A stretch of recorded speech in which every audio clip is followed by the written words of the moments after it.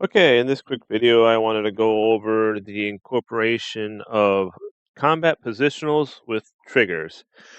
Been working on this. This is the beta train that I'm working on here, and yeah, so I'll jump right in. For those that haven't been following or trying it, there's a option under combat now called positionals, and I'm not really going to cover all the levers and dials in this video. I really want to just show how this is now incorporated in with triggers. Triggers have also gone through some work. In this particular case, you can see when I select Silmaril, I don't, that's just what I call like the combat. Maybe I'll rename it. I don't know. But basically, this is the combat settings that it will use under this particular situation. And this trigger is set up for if any player casts Cure 2, revert to this.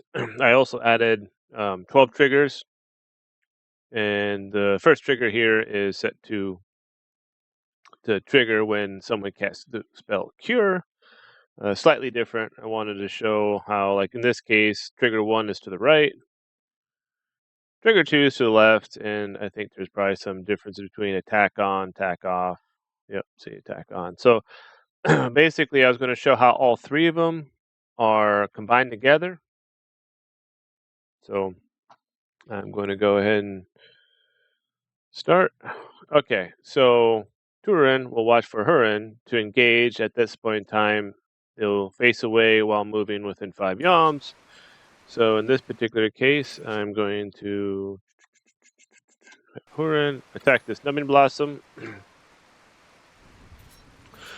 So he's going to get closer and he's going to face away because that's what the standard combat has. Now, just to a quick review, I'll do the first trigger.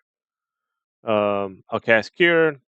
He should then engage, face the target, be on the right side of it. Oh yeah, and just for reference, the front of this Numbing Blossom is probably right along there, give or take.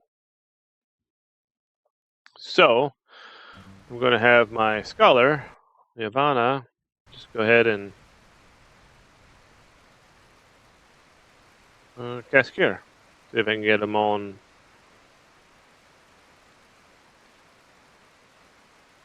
So when I do this, the trigger is going to be active, and you can kind of see when I go to the combat what's going on. You're like, well, he's not within 6 yalms. Well, that's because I have active trigger, and this is notifying you of that. So that was the first one. Let's see here. And so the priorities, what I'm going to do is just for demonstration purposes, I'm going to put trigger 2, which is the one that's fired by Cure 2. So now there's 2 active, but you can see nothing happened. So you can have multiple triggers active at the same time, but they won't fight each other now because now I can just take a priority. See, now trigger number 2 took priority, and you can kind of see this trigger 2, if you remember, was facing away and disengaging. Real quick, go to trigger 2, you see, attack off, facing away. Now, they're going to eventually time out because I have them set for reset. So you can see what happened there. Trigger 2 timed out, and so now we're applying trigger 1, which is engaging, facing away to the right of the enemy. I'm not really sure what my timeout on trigger 1 is. Should be pretty soon, 85 seconds. After 85, there, it must have timed out already. So then he reverted back to our standard combat settings. So I wanted to show all the different combinations of things you can do with combat, now positionals, incorporated into triggers. So just some ideas where this might be useful is if you have an enemy do Orcus counter stance, right? You maybe don't want everybody to reposition all of the time when you don't need to, but when that move happens, maybe you want them to go to the side, or the rear. And then once complete, return to standard combat settings.